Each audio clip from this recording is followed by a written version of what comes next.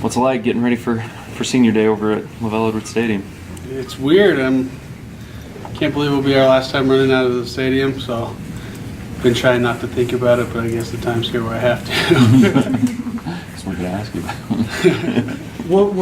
about. Looking at Utah State as a rival, what really comes to mind about them? How did they stand out to you guys?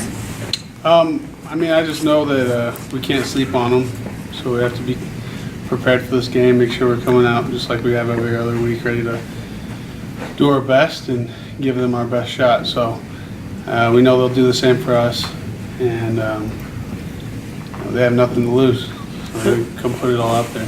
Has the rivalry become more intense during your time here at BYU? Has it changed at all? I'd say so. Not to talk down on them or anything, but they haven't beat us very many times throughout history. So in the last couple of years, I think they've beat us in some important games. One that comes to mind is when Taysom got hurt a couple of years ago. And I think that's made it more serious as they've become a more competitive opponent for us.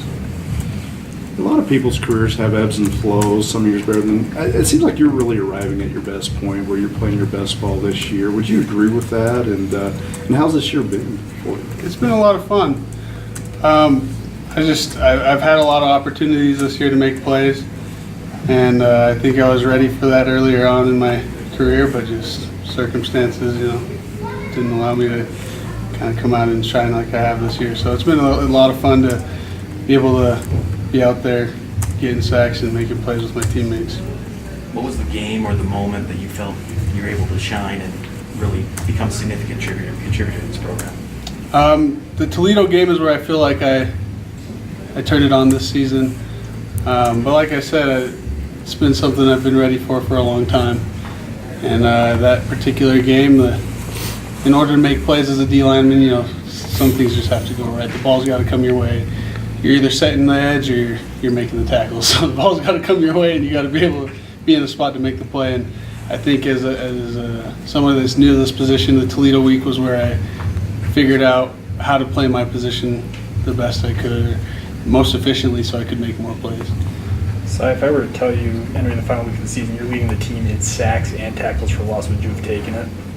Before the season, I guess. Oh, yeah. Yeah. It'd be cool to get some interceptions and stuff like that, but it's the life of a D lineman.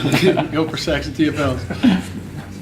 How important has the senior group been this year? Just in the sense that, seniors often take those leadership roles, but with the staff coming in and the changes, the transition you've gone through in the last 12 months, how important has that senior class, do you think, been to this team? I think it's been really important. Before Coach Kalani came in, it was kind of up in the air who was going to be our coach. It was about this time last year. The juniors at that time, so my class, the seniors now, held a little meeting, and there's a lot of us. I think this is the biggest senior class we've had in the last few years. But we talked to our team and just said, what do you guys want? We want to take a list to Tom Homo, tell him kind of what we want as our coach, and hope that he'll respect that. And so I think having that unity as a senior class and as a team before the coaches came in was an important thing for the success of the season. And when they announced Kalani was going to be our coach, he was exactly what we asked for. And so it was easy to play for him and help him come in and take over and kind of submit to everything he was doing, because we'd already had that chemistry and that leadership before he got here. Was Kalani's name on that list? Yeah. Well, to be a head coach at BYU, there's a very small pool of people you can choose from. You got to be Mormon and pass an interview with one of the guys in the quorum of the 12. So there's a very small list of people that could come in and take that job. And so there wasn't very many names that were on it, but he was one of the guys that were there. Talk about having, we've talked about this before, but having Taysom and Jamal come back after being, kind of away from the program due to injury or other things. Talk about their, contribution as leaders as part of this senior group this year and what they've been able to do. Yeah, we love having them here. And Taysom and Jamal are two guys that have obviously put on a show for any BYU fan. They're incredible athletes and incredible football players, but they're also real close friends of all of ours. And it's a special thing when you have an athlete that's as good as them and as hyped up as those guys and does what they do, but can still come in the locker room and, you know, be close to all the guys on the team. So it's awesome having them there. They're really important to us because we've seen them put their bodies on the line for us. I mean, how many quarterbacks do you know that are going to dip their shoulder and try to run over a middle linebacker? It's not something you see every day. And so we love Taysom for that, and we love the effort he puts out for us. Same with Jamal. I don't know too many running backs in this country that pump their legs as hard as him, fight for every blade of grass. So, you know, when they speak, we listen because of the effort they put out for us. When you look back at your time on BYU, what do you feel like is your biggest takeaway?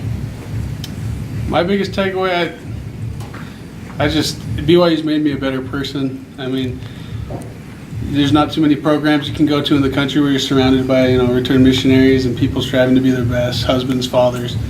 And so I've made a lot of really good friends here. I think that's where I'm really lucky is I get to come here every day and hang out with my boys, and, you know, they're a positive influence on me so I can go home to my wife and kids and be a better father. And I don't think there's many atmospheres like that around the country. So I've just been blessed to be a part of a program full of really good people. So you got big plans for Thanksgiving? Obviously, family's probably going to be involved in it. Yeah. Having Thanksgiving and senior night, same week, we're going to have a lot of family in town coming to see me play and to celebrate Thanksgiving. So it'll be a busy week. My wife's family lives here local, so does mine, so we'll be all over the place on Thanksgiving Day. What is the balance like? You've been through it before. What is the balance like as far as there's a game to play against a good opponent you got to be ready for going through the week like that, but you've also got the holiday and the family like you talked about and that type of stuff. What's the balance like? I mean, I'm sure it's one of those things I'll look back in 10 years and be like, how did I do that? But you just take it one day at a time.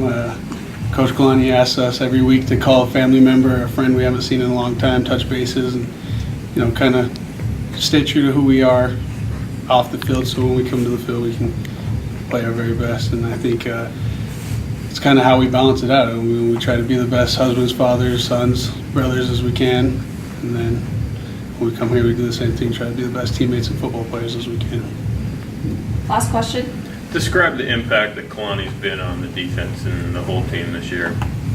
He's so fun to play for. I mean, I don't know if you guys remember the Utah game. There was some questionable calls, and, you know, he got so fired up, and it was cool to see that emotion come out of him. As players, we got fired up, and we wanted to go play for him because we saw how invested he was. And you know, times of the season where we've made questionable calls to going for things, or, you know, maybe people would advise against.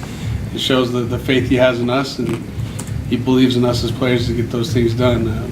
We've been in so many close games early on in the season where, you know, I started to panic. We're in overtime, we're down by 1 point, and you look at Kalani and he's just super calm. He's like, we'll be fine. We'll be fine. Just go out there, keep doing your thing, and then it allows us to calm our nerves and go out there and play our game. So I think he's an excellent leader. He's fun to play for, and, you know, we can feel how much he loves us as players. He cares about us. He cares about our families.